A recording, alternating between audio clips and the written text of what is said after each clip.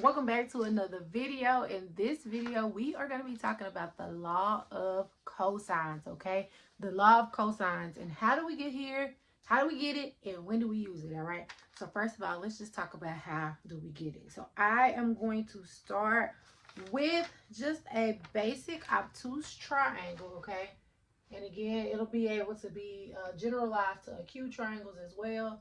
But if I have a basic obtuse triangle, and say this point is at the origin of our coordinate system. So here's my x-axis. There's my y-axis, my bad, and here's my x-axis. This is our point B. I'm going to call this point B. We know that point is 0, 0 because we situated it right at the origin. This is point C. We're going to call that point A, 0.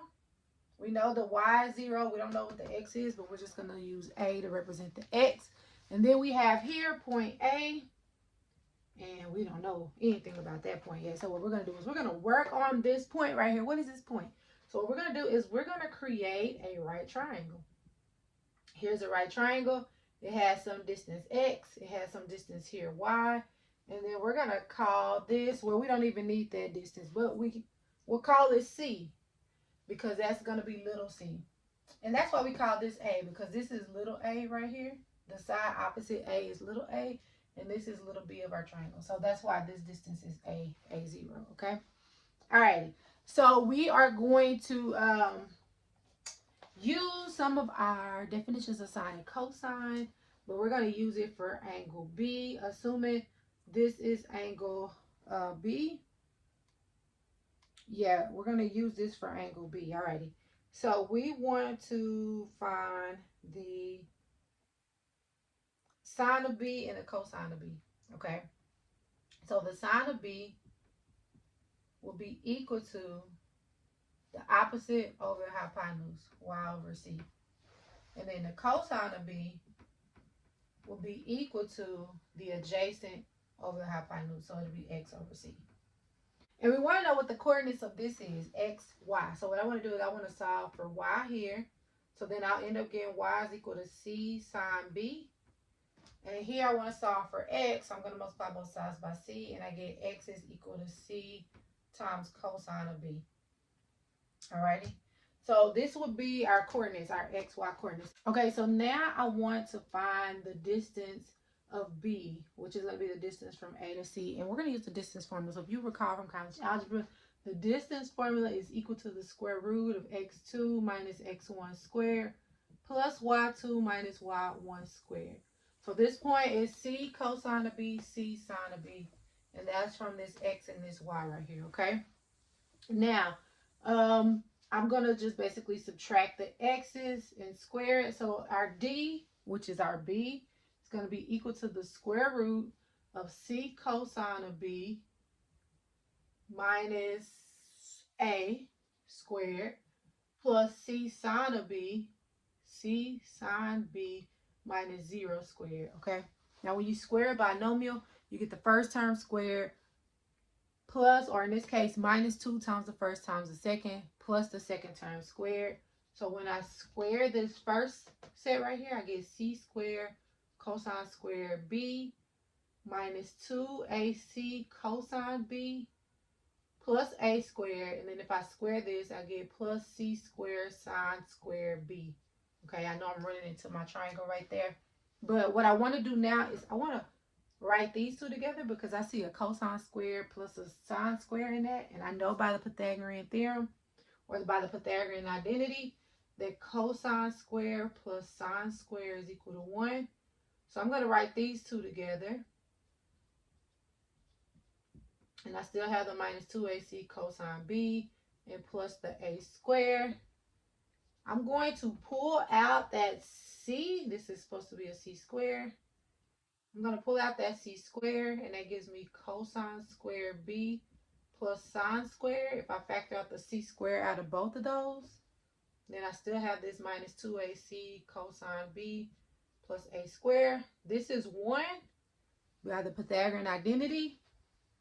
And then we end up with C squared minus 2AC cosine B plus A squared. And then I'm going to square both sides. If I square both sides, I get B squared equal And I'm just going to change the order that this is written in. So I get b squared is equal to a squared plus c squared minus 2ac cosine b. And this here is one of the forms of the law of cosine, okay? That's one of the forms of the law of cosines, and we'll be able to generalize that to other letters. So let me show you how to generalize it. So you can take this formula and you can generalize it to other letters by just changing out the letters. So notice I have B here, and this angle B is the angle that corresponds with that side.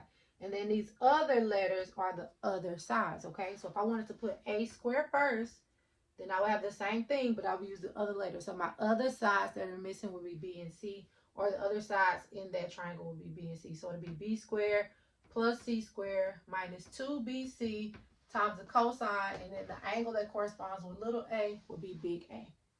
All right.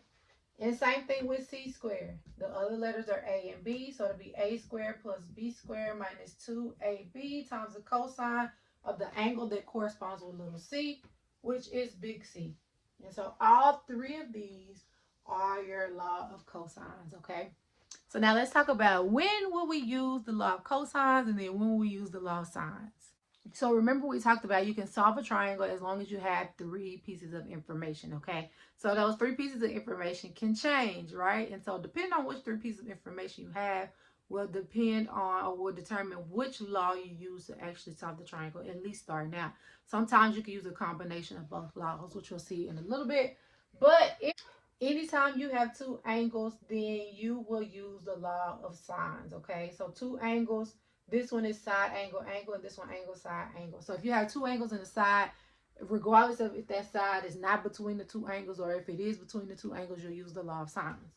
Now, if you have 2 sides, it depends on where the angle is, which determines which one of these laws you use. If you have 2 sides and the angle is not between those 2 sides, you use the law of sines. So that's side, side, angle.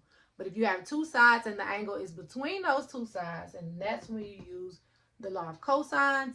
And then if you know all of the sides and none of the angles, you use the law of cosines. So in these 2 cases, you use the law of cosines, and in the other cases, you use the law of sines. Alrighty. So let's look at some examples and see which one we will use, okay? So for this first example, it has 2 different parts, and it wants us to determine which one of the laws will we use. Will we use the law of sines or law of cosines?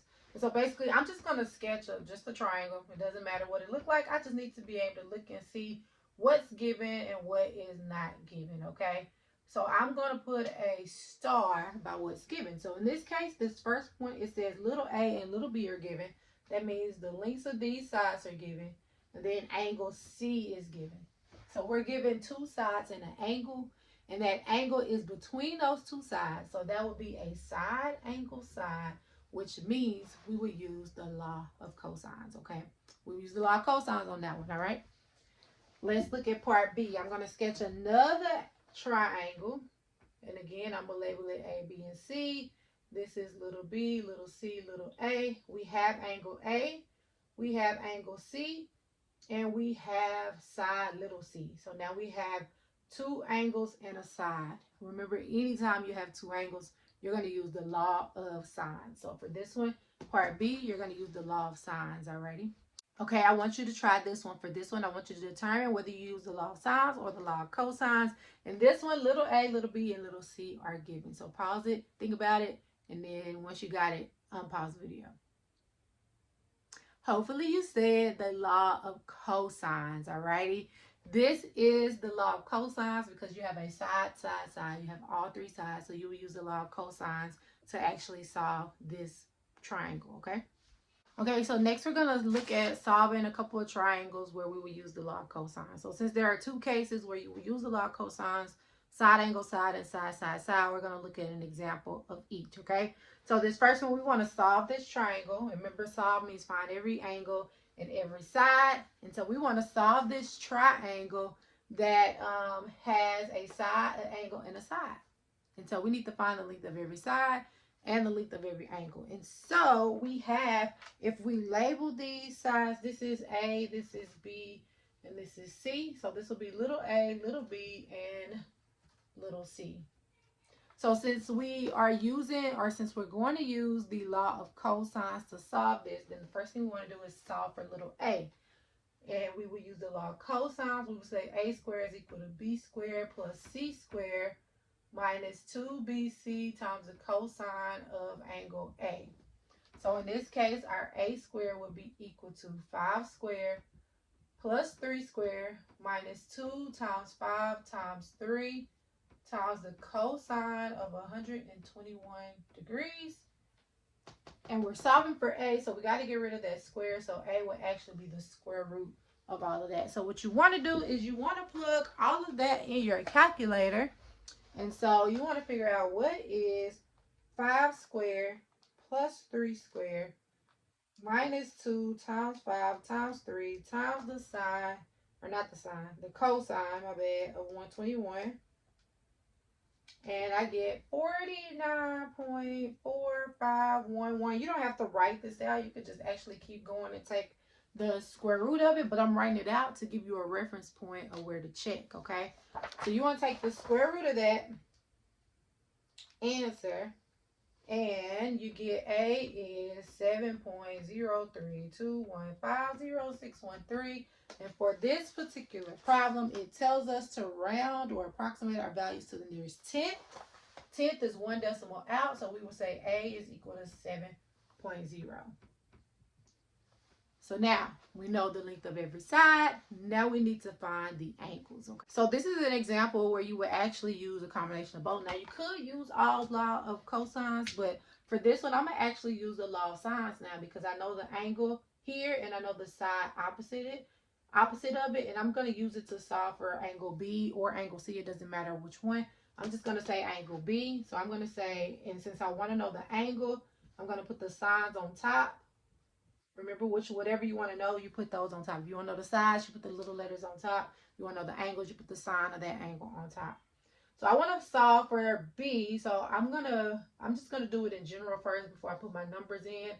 I'm gonna multiply both sides by B, and I get sine of B is equal to B times sine of A all over little a. And so when I get ready to solve for B, because this is the sine of B, in order to solve for that angle, I have to take the inverse sine. So B is going to be the inverse sine of B times sine of A all over little a. So now I'm going to go plug in the value. So B is going to be the inverse sine of little b, which is 5, times the sine of A, which is 121 degrees, all over little a, which is 7.0, or you could just say 7 for the sake of plugging in the calculator. And so when I plug all of that in, I'm going to plug it in just like that. And plug it in with me, see if you get the same thing. Take the inverse sine. And I get 37. B is approximately 37.75326653. But remember, we're rounding it to the nearest tenth. So I get B is approximately 37.8 degrees. Yep, that's what I got for B. And so now we know angle B. And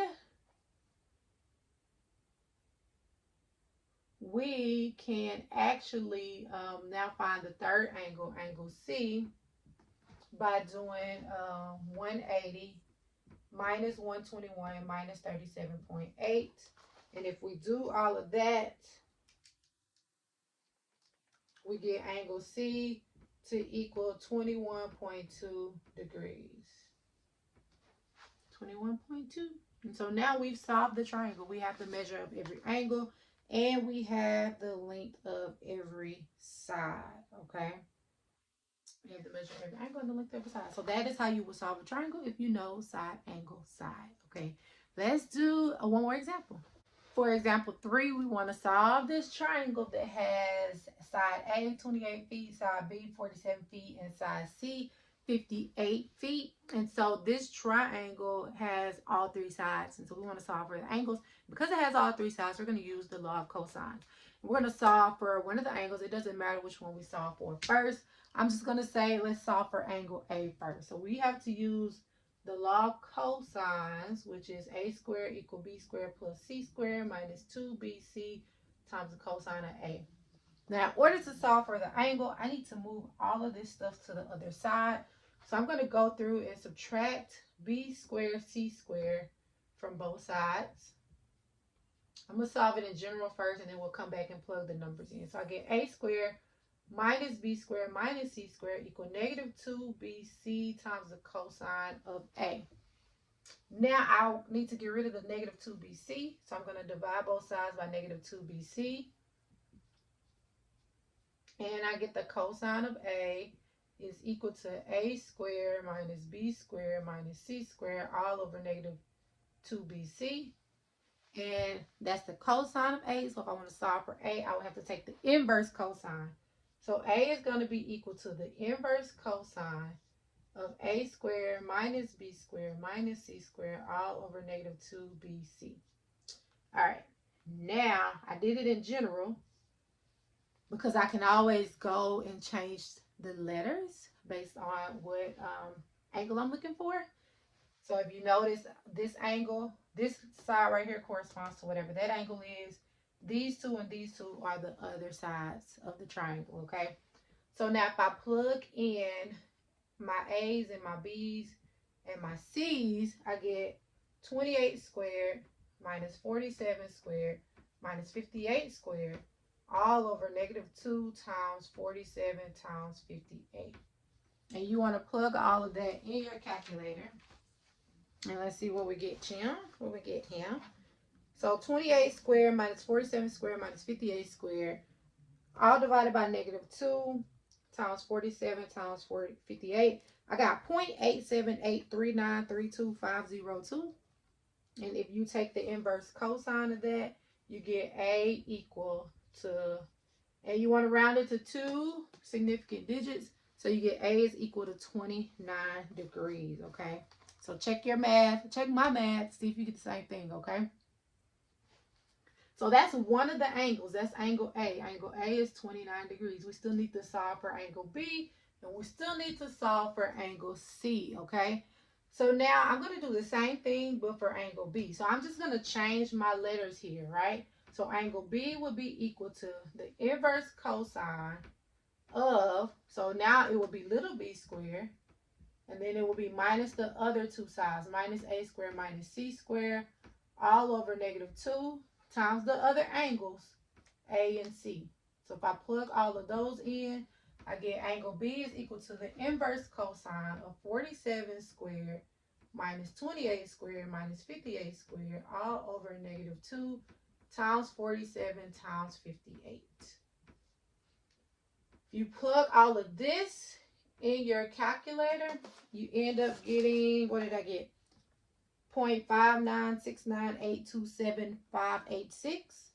And if you take the inverse cosine of that, you get 53 degrees, okay? You get B to be 53 degrees. So now to find angle C, you would just do 180 minus 53 minus 29, and that's a 5. So 180 minus 53 minus 29, and you get 98 degrees. So now we found the length of every angle. We already knew the measurement of every side, so we've completely solved this triangle. So that's how you would solve a triangle if you have 3 sides, okay? So we looked at solving side angle side, a triangle with side angle side, and a triangle with side side side. How you would use the law of cosines to do that. If you have any questions whatsoever about solving these triangles or anything I did in any of these problems, don't hesitate to put them in the comments below. Thank you all for watching. If it helped, if you understood it, go ahead and hit that like button for me. And if you haven't already, go ahead and subscribe to the channel. Thanks for watching, and I will see you all in the next video.